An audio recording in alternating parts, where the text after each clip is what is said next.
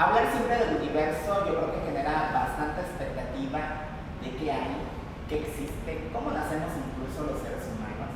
Y para ello hoy vamos a platicar con Celia, física, carmelita, mujer destacada, con un gran empoderamiento, que nos va a hablar un poquito de este origen del universo. ¿Qué tan viejo es el universo, Celia? Ok, bueno, pues la verdad realmente viejo, y esa es una pregunta que nos hemos estado haciendo, vamos, desde que el hombre puso por primera vez la mirada en el cielo, y es que para darte una cifra, es nada más una idea así muy global, estamos hablando de casi 14.000 millones de años, eso es lo viejo que el universo. Y aún así es un número que dudamos, ¿no? Esa es una concepción y es a lo que me dedico, es básicamente uno de mis temas de investigación. Al final yo soy cosmóloga y el afán de ser cosmóloga es entender todo lo que está sucediendo alrededor de nosotros, el cosmos, las estrellas, los planetas o objetos todavía un poco más bizarros, ¿no? Que están ahí en la naturaleza y esperan a ser descubiertos, porque al final, a diferencia de otras ciencias, en la cosmología tenemos que esperar que las cosas pasen y luego de esas cosas que pasan hacemos observaciones. Entonces, ese número que me preguntas, esa edad, esa vejez que tiene este universo en el que vivimos, es una duda. Todavía sigue siendo una duda hasta el día de hoy. Estamos al menos cerca de conocer el verdadero número de la edad, pero creo que todavía nos abre las puertas para explorar, ¿no? esa inquietud que tenemos, de dónde venimos. ¿Y de dónde venimos? Exactamente. ¿Cómo nace el universo? Así es. Bueno, esa es una pregunta muy tradicional y siempre un cuento, la verdad, que sonará un poco infantil, pero nació de una gran explosión. Esta famosa gran explosión que coloquialmente en inglés se le dice Big Bang. Entonces, el universo surgió y se tiene la concepción de que surgió de ese punto, ¿no? De esta famosísima gran explosión. Pero en general es una teoría, son hipótesis. Todavía no tenemos la suficiente tecnología para acercarnos a ese punto, a ese origen, ¿no? Que al final obedece ciertas reglas y es algo con lo que vivimos inherentemente. Y es una pregunta que igual sigue abierta en este ámbito. Cuando hablamos de teorías, ¿qué tan confirmadas han sido las teorías, sobre todo gravitacionales, como las de Einstein y demás, conforme a lo que has ido descubriendo en este día a día como cosmóloga? Pues muchísimo, muchísimo. Incluso por más extraño que suene, y es que muchas personas preguntan, ¿no? ¿De qué sirve estudiar el universo? ¿De qué sirve esta persona o estas teorías que propuso el gran Albert Einstein, ¿no? Y es que todo el mundo tiene un celular en sus manos, todo el mundo tiene un aparato móvil, todo el mundo usa un GPS, pero estos aparatos existen porque Einstein permitió que existiera este tipo de teorías. Entonces, esa teoría surgió como una explicación de entender la relación entre la materia, la energía, la forma que tiene este universo. Las plasmó en unas ecuaciones matemáticas, las cuales funcionan muy bien, porque de esa manera inclusive tú puedes enviar un WhatsApp de aquí a Europa sin ningún problema. ¿Por qué? Porque existe esta teoría, porque esta teoría las calcula y esa teoría está muy bien probada. Ese es el nivel de tecnología que estamos viendo inherentemente de estas ecuaciones, que aunque las personas en los ámbitos estándares no las conocen, son muy importantes porque un teléfono es gracias a este tipo de teorías. Hablas de ecuaciones y cuando yo hablo de ecuaciones, sobre la mayoría de las personas entendemos ecuaciones a lo mejor de los que nos enseñan en la escuela básica, ¿no? ¿Cómo implica medir las distancias, por ejemplo, años luz en el universo y todo lo que tenemos que medir a través de cálculos en estas ecuaciones? ¿Cuál es esta ecuación? Yo leo siempre que dice, nos basamos en ecuaciones y generalmente las ecuaciones me dan esta respuesta, pero no sabemos qué tipo de ecuaciones, qué tengo que multiplicar, qué tengo que sumar, cómo tengo que hacer este proceso para identificar ese resultado que a lo mejor no muchos conocen y que pocos tienen la oportunidad de saber cómo llegar a él. Sí, bueno, uno cuando habla de ecuaciones, lo primero que viene a la mente son números, son cosas muy extrañas que dicen, no entiendo, se me complica, es la materia la que nos da un poco de cerebral, ¿no? en la escuela, ¿no? Pero las matemáticas son el instrumento primordial para comunicarnos. Yo no necesito aprender a hablar chino ni inglés. Si yo sé matemáticas, me puedo comunicar con cualquiera de estas personas que hablan estos idiomas respectivamente. Entonces, lo hermoso que entra en combinación con las matemáticas es la física. Si yo le doy sentido físico a esos símbolos extraños, pues se vuelve ya un poco más tangible estas ideas. Entonces, cuando hablo de ecuaciones me refiero a relaciones entre varias cosas. Por ejemplo, si tú quieres entender al universo, necesitas relacionar dos cosas esenciales. La materia que está en él, toda esa energía que está viviendo dentro de este universo y de qué está hecho. Entonces, estas famosas ecuaciones de Einstein relacionan estas dos cosas, la materia y de qué forma tiene este universo. Entonces, si tú conoces una, podrías tener información de la siguiente. Entonces, te estoy mencionando dos palabras con las que convivimos usualmente, ¿no? La forma que tiene, por ejemplo, esta mesa, de qué está hecha esa mesa. Esas palabras las puedo traducir en ecuaciones y esas son las famosas ecuaciones de Einstein, pero a nivel, digamos, cosmológico. Y por eso, a nivel avanzado, por supuesto. Hablamos mucho de Einstein, sus teorías gravitacionales. ¿Cómo impactan directamente el CELIA?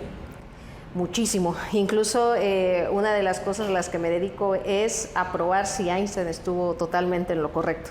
Incluso, ¿Y está en lo correcto? No, en efecto no. Incluso el mismísimo Einstein estaba convencido muchísimo antes de fallecer que su teoría estaba incompleta, que necesitaba ser completada porque no podía explicar toda la naturaleza, no podía explicar todo lo que estábamos observando. Entonces, esa continuidad de sus ideas pues ha permeado a la época actual y eso es lo que estoy yo trabajando, ¿no? Yo tomo esas teorías, las traduzco con las observaciones que tenemos del universo usando telescopios o inclusive no solo aquí en el planeta, sino también en el espacio.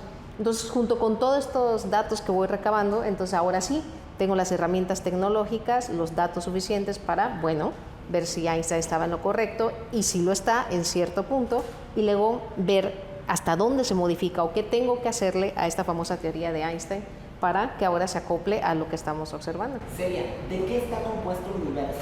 A lo mejor sabemos que hay estrellas, hay luz solar, planetas, pero ¿qué hay más allá del universo que a lo mejor nosotros no sabemos? Sí, pues muchísimo. Incluso lo que acabas de mencionar forma nada más un 4%, lo básico, o sea, es un 4% de lo que conoces. Entonces mucha gente se ha preguntado, bueno, ¿dónde está lo que desconozco? Y desafortunadamente eso no lo podemos observar, o sea, no es algo que no podemos ver, pero sí podemos sentir. ¿Okay? Y eso que algo que no podemos ver, pero podemos sentir, es lo que se conoce como el sector oscuro del universo, que aunque sea un poco apocalíptico, es el nombre que se le acuñó, dado que no lo vemos, pero sí lo sentimos, y lo sentimos en una forma de fuerza gravitacional. Tú dirás, ¿qué es fuerza gravitacional? El hecho de que estemos aquí sentadas platicando es porque estamos interactuando con una fuerza conocida como la gravedad. No la vemos, pero la sentimos. Entonces, eso forma parte del contenido de lo que está hecho el universo. Entonces, un ejemplo muy claro, las galaxias, las vemos en el cielo, podemos observarlas a través de telescopios y están ahí. Pero, ¿qué es eso que las mantiene en ese lugar? ¿Qué es eso que las abraza? Entonces, esa cosa o ese ente que las abraza es lo que se conoce como materia oscura. Entonces, uno dice, no puedo verla, pero sé que ahí está porque la galaxia ahí está. Y eso que te estoy comentando, esta materia oscura, solo forma otro pequeño porcentaje que ni siquiera es el completo. Hay todavía algo más grande en el universo. Y eso es a lo que me dedico, a estudiar eso, algo más grande. Nosotros estamos viviendo en un universo donde todo se está separando, todo se está expandiendo y lo está haciendo a un ritmo, pero acelerado, ¿no? ¿El calentamiento global influye en todo esto? No, para nada. Incluso esta es una cosa extremadamente local que no tiene ninguna influencia con el resto de un cosmos enorme que en muchas situaciones se ha concebido que puede ser infinito. Pero una cosa como el calentamiento global es una cosa muy local de un solo planeta, que si lo comparamos con un planeta, el siguiente planeta más grande, ¿no? De nuestro sistema solar en comparación a nosotros, Marte, o sea, no tiene ninguna repercusión. Entonces, a escalas enormes se pierde totalmente. Y de todo esto que has ido descubriendo día a día y hay cosas que a lo mejor no se pueden palpar, pero sabemos que ahí existen y que además han tenido un descubrimiento, ¿hasta dónde has llegado en esa búsqueda constante de saber qué hay más allá del universo? Bueno, más allá del universo no podemos saberlo, porque al final estamos encerrados en él, ¿no? Entonces no puedo yo concebir algo que esté fuera de él. Entonces eso también es una pregunta en cosmología, algo un poco más filosófica. Al final todas las ciencias se originaron a través de una discusión filosófica. Lo que sí he llegado y es parte de lo que me encuentro trabajando hasta el día de hoy es con la pregunta con la que iniciamos esta charla, la edad del universo. Eso se ha medido, lo hemos podido calcular, pero sigue siendo una incógnita enorme hasta el día de hoy. No estamos seguros si ese es el número correcto y a eso me dedico. Me dedico a estudiar si con nuevas teorías, tratando de modificar o de extender las ideas de Einstein, ese número ahora tiene sentido con respecto a lo que estamos observando, porque al parecer no lo tiene. O sea, estamos obteniendo un número que no coincide con el desplazamiento de estas galaxias, con el desplazamiento de estas estrellas. Ni siquiera coincide con lo que podemos ver muchísimo más atrás en el pasado. Entonces, mi investigación, que es a lo que me aboco, es descubrir si ese número es correcto y con qué precisión es correcto, y si no lo es, calcularlo y darles ahora sí un número fidedigno en el cual digas, esta es la edad del universo. ¿Hay mujeres latinas haciendo esto? Muchísimas. Y muchísimas me refiero en un número significativo. Claro, si lo comparamos con respecto a otras áreas de la ciencia o con respecto a otras áreas laborales, somos muy pocas mujeres. Eso es algo que ya está. Las contamos. O sea, no, igual no puedo decirte que las puedo contar con mis 10 dedos, pero sí somos muy pocas todavía en el ámbito, en general, científico. Ese es un detalle con el que todavía nuestra sociedad tiene un sesgo. Luchamos con la cultura. Así es. ¿Cuál es el principal obstáculo para que las latinas no entren en esta cuestión de la astronomía, la cosmología? ¿Con qué nos enfrentamos? Pues más que nada, no tanto las latinas, o sea, vamos a hablar de un género un poco más global, el género, el que es el femenino, ¿no? El tratar de sobresalir en un ámbito como lo es el científico sigue siendo bastante complicado. Inclusive esto es algo que apenas estamos empezando a resolver, estamos empezando a tratar de platicar en los congresos internacionales, al igual que en los nacionales. Se discute mucho eso, ¿no? El ser inclusivos con nuestro género para poder tener esa recepción que no pudimos tener. Inclusive el dejar ese estereotipo de decir, mira, es la primera mujer, no, es la primera persona. Ahora que dejemos de ser un punto estadístico que llenar, sino más que nada que nuestro currículum, que nuestras investigaciones, que todo lo que estamos haciendo empiece a tener un valor fructífero en lo que es la ciencia. Y en relación a esto, el proyecto Artemisa, liderado por mujeres, ¿qué tan viable es? Es viable, es decir, se está siguiendo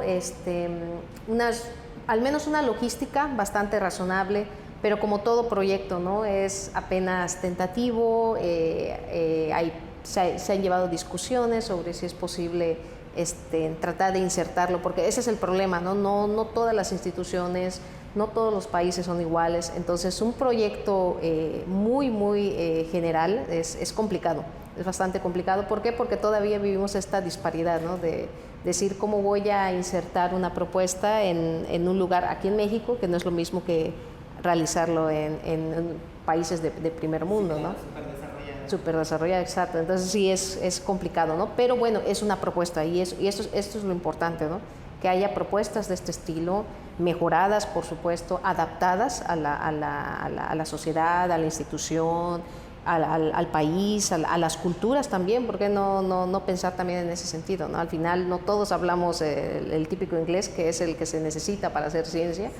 Entonces todo ese tipo de características necesitamos adaptarlas a un proyecto global, a un proyecto que nos permita hacer una inmersión de nuestro género a esta ciencia. Proyectos que existen no solamente como el proyecto Artemisa, sino en general, ¿cuáles te apasionan? ¿Cuáles dices, en este quiero estar, o realmente este es mi fuerte y aunque no estoy, allá quiero seguir?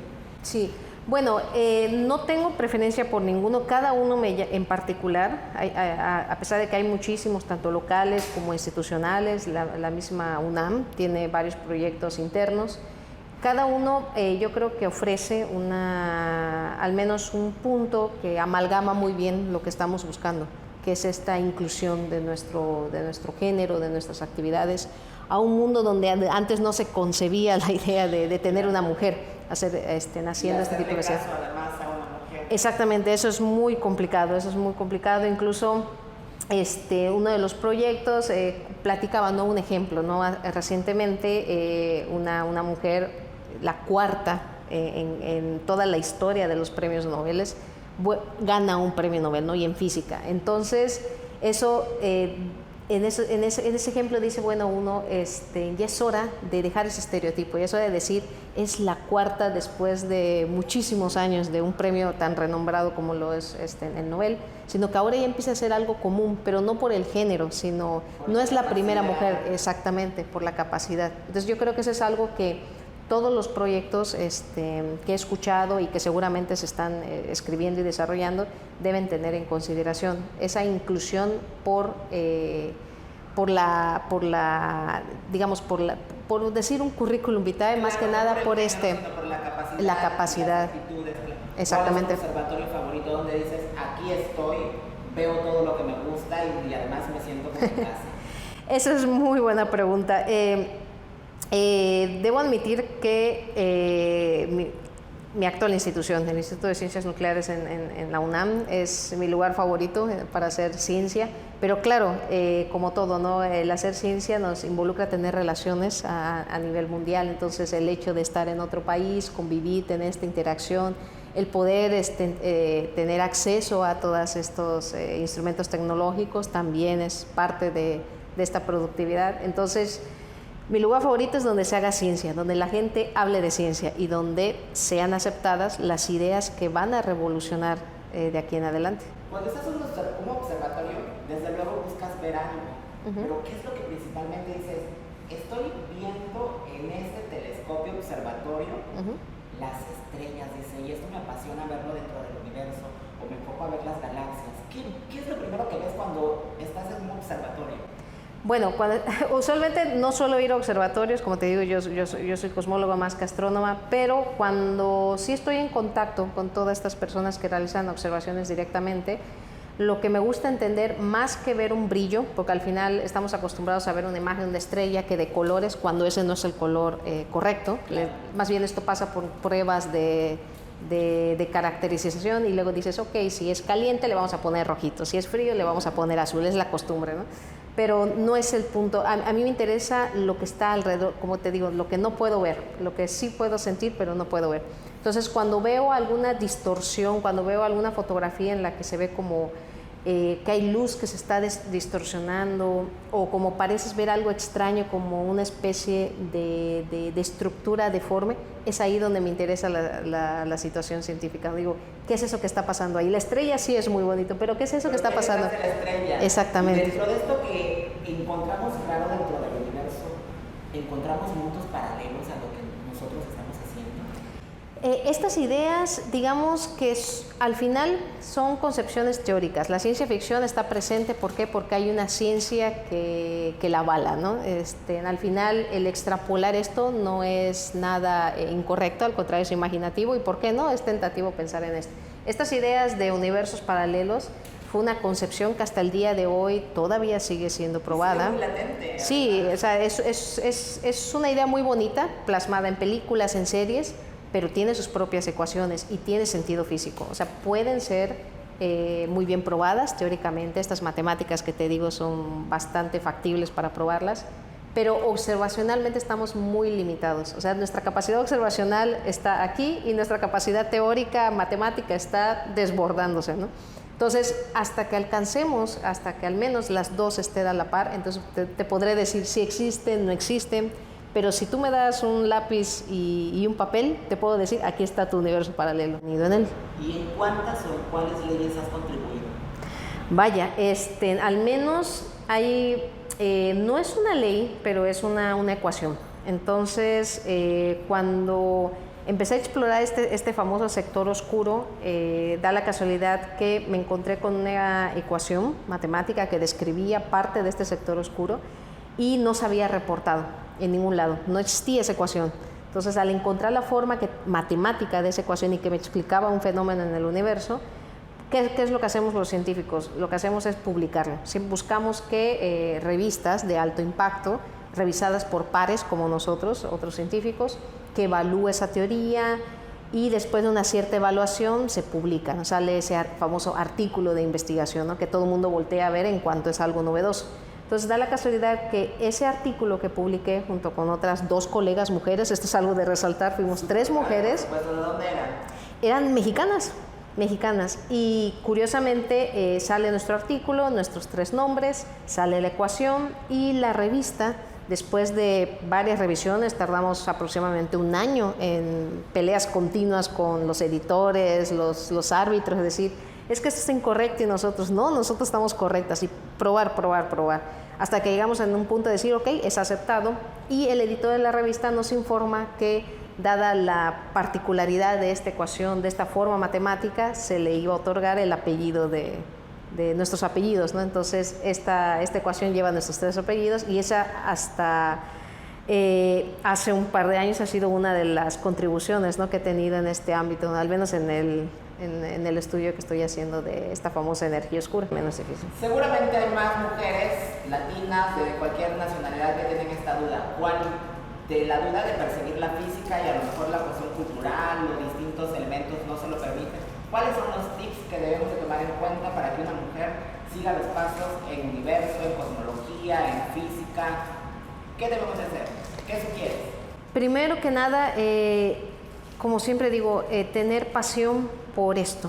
La carrera que elijan, independientemente si es algo científico o si es algo social, pasión, porque hay momentos difíciles en que te vas a doblegar y va a haber agentes externos que te van a hacer doblegarte, y es ahí donde tú tienes que estar convencido de que lo que estás haciendo te apasiona y te gusta, y es lo que te permite a ti seguir adelante. Y es que inclusive te topas hasta contigo mismo, hasta tú mismo eres el enemigo en el que dices, no me sale esto, no entiendo por qué no sale. Ahí es ahí donde tú, tu otra persona, la persona que se apasiona por eso, es lo que tiene que preservar, ¿no? Esto es importantísimo, y te aseguro que con esa pasión vienen las demás consecuencias. Si quiero, como en mi caso, ¿no?, irme al extranjero a estudiar, ¿qué es lo que tengo que hacer? Eso es lo que me apasiona, ¿qué es lo que tengo que hacer?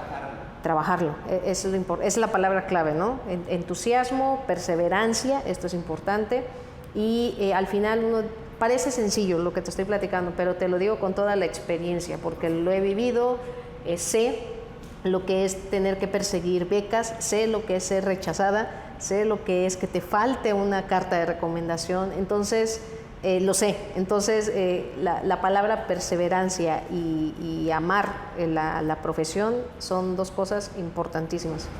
Tomen en cuenta los tips de Celia y seguramente trabajen con pasión y vamos a tener el resultado que hemos soñado, que hemos deseado. Celia, muchísimas gracias por compartir tu experiencia. No, a ti. Te agradecemos muchísimo el tiempo y muchísimas gracias. Sí, muy bien. Muchísimas gracias.